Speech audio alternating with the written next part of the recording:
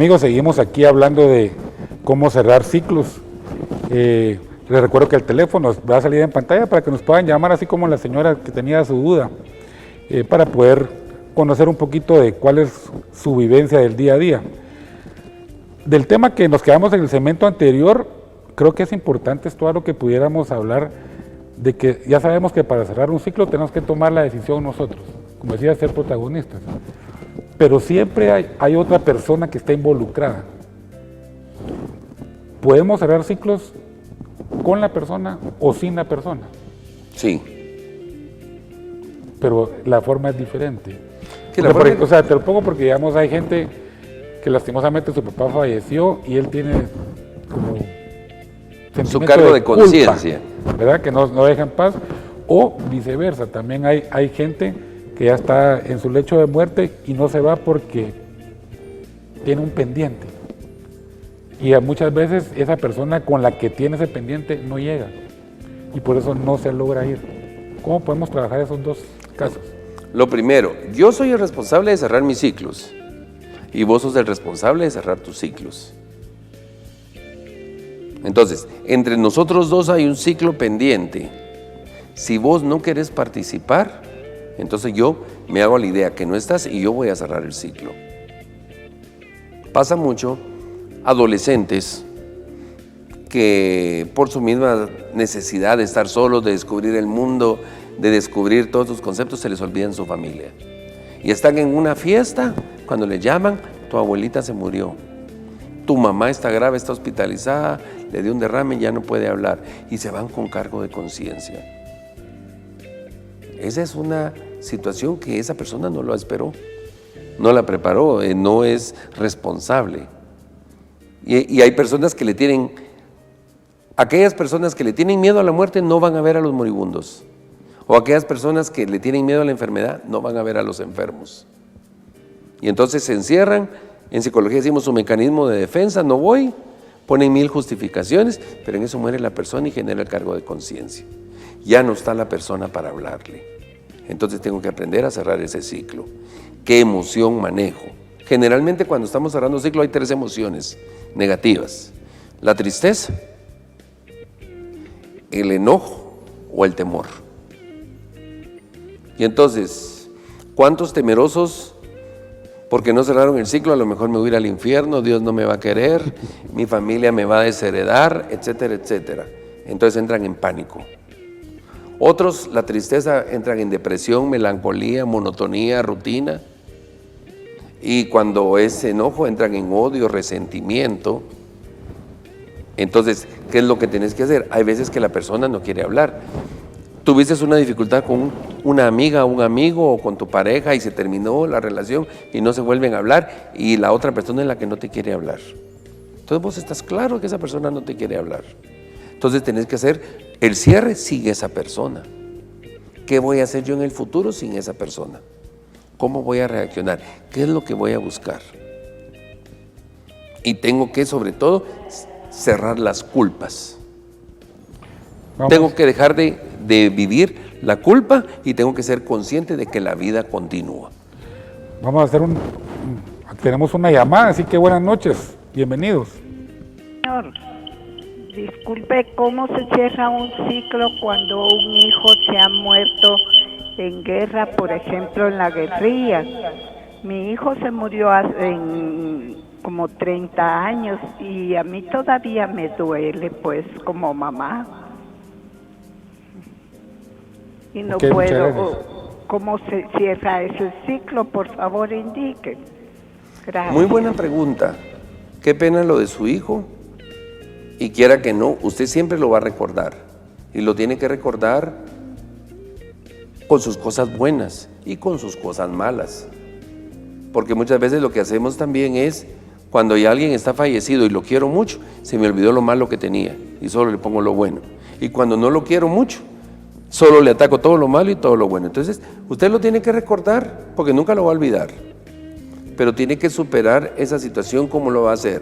Tiene que proyectarse buscando apoyo espiritual, que por aquí teníamos algunos elementos de cómo poder ayudarnos dentro de esa estrategia, ¿qué podemos hacer para poder salir adelante? Muchas veces es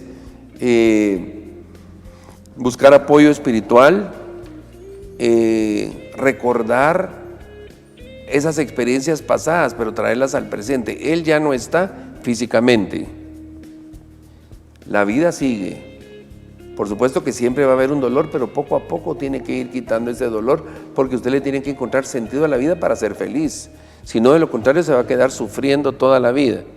Y al quedarse aferrada a un pasado, su presente le genera intranquilidad y entonces tal vez ya no le encuentra sensación o gusto al futuro que viene. Me imagino que tiene más hijos. Entonces, si tiene más hijos, tendría que atender también a sus otros hijos. Y el ejemplo que le voy a poner tal vez es feo. Ya no hay una herida, sino que hay una cicatriz. Usted tal vez todavía tiene la herida y lo que tiene que hacer es echarle bastante medicinita a esa herida para que se le convierta en la cicatriz. Y la cicatriz ya solo queda como seña, mientras que las heridas todavía duelen o todavía arden. Entonces tiene que trabajar ese duelo, busque asistencia espiritual principalmente o apoyo psicológico, participe en actividades donde pueda distribuir, dar amor, ser generosa, encontrando situaciones que la hagan sentir feliz. Y piense que su hijo está descansando. El hecho de que usted ya no le duela no va a significar de que ya no le importe, ni su hijo se va a sentir mal por eso. Porque ahí lo que tiene que trabajar es usted en función de usted. Su hijo ya descansó. Es fácil decirlo. Y yo ahorita con la llamada me puse a pensar, y aquí quiero compartir algo que me pasó a mí en mi matrimonio. Cuando nosotros nos casamos, pues la emoción de ser papás, pero mi esposa tuvo 6 pérdidas. O sea, antes de los 3 meses lo perdía, natural. Pasamos con ese dolor, o sea, cada uno era un dolor extra. Y al final de cuentas, encontramos nuestra paz cuando le pusimos nombre a cada uno y los bautizamos. Yo entiendo a la señora porque es un dolor, que lo hablábamos en el primer segmento, es un dolor que no puedes quitártelo porque es parte de tu vida, de tu experiencia. Pero a raíz de que nosotros los bautizamos y les pusimos nombre, nos quedamos en paz. Y de lo que hablábamos hace un rato, ese ritual. Yo lo puedo platicar ahora, pues al final te afecta, pero ahora lo puedo hablar. Antes yo hablaba de eso y me ponía a llorar. Por muchas cosas, ¿verdad? Porque yo miraba a mi esposa que se desangraba y o sea, era traumático, si lo querés ver así. Pero a raíz de eso, nosotros logramos pasar esa parte. ¿Qué hubiera pasado si no lo hacen? No nace tu hija. Y al final, creo que mucho sin pensarlo, creo que algo que nos ayudó mucho fue doblar rodillas, estar ante el Santísimo y darle gracias, porque eso, Él sabe, el tiempo de Él es perfecto y sabe por qué lo hizo. Y hay que estar agradecido con todo lo que pasa. Y así como la señora, pues a todos nos ha tocado en algún momento esa pérdida. Obviamente uno quisiera enterrar a sus papás, pero la vida ahora ha cambiado mucho. Le voy a decir una frase que puede doler mucho. Dice, los cambios nos dan mucho más de lo que nos quitan. Le quitaron la vida de su hija, o de su hijo, perdón. Pero sin embargo ese cambio la tiene que hacer crecer a usted, y si tiene más familia, también la va a ayudar a hacer crecer a la familia.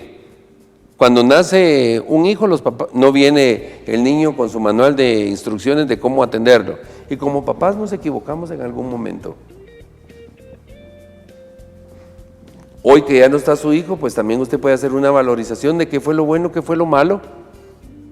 No lo puede cambiar porque ya estuvo, pero sí lo puede proyectar hacia el futuro con las otras personas. No sé si tendrá más hijos o si tendrá algún nieto, sobrinos, o también lo puede tomar como un testimonio, como un ejemplo para contárselo a otras personas. Muchas personas, que es más doloroso, no está su hijo muerto, pero está desaparecido, que eso le llamamos duelos congelados, donde no sabemos dónde está la persona, porque usted sabe dónde está su hijo y me imagino que le da dolor llegar al cementerio. Pero hay personas que no saben a dónde ir a velar a una persona que físicamente no está, y esos procesos duelen más. Y te diría, si miramos la historia, muchas ONGs, organizaciones pro vida han nacido a raíz de un hecho como estos. O sea, gente que perdió a su hijo, que por una enfermedad, y entonces ellos dicen, yo voy a ayudar a la gente que está en mi misma situación para ayudarla a salir.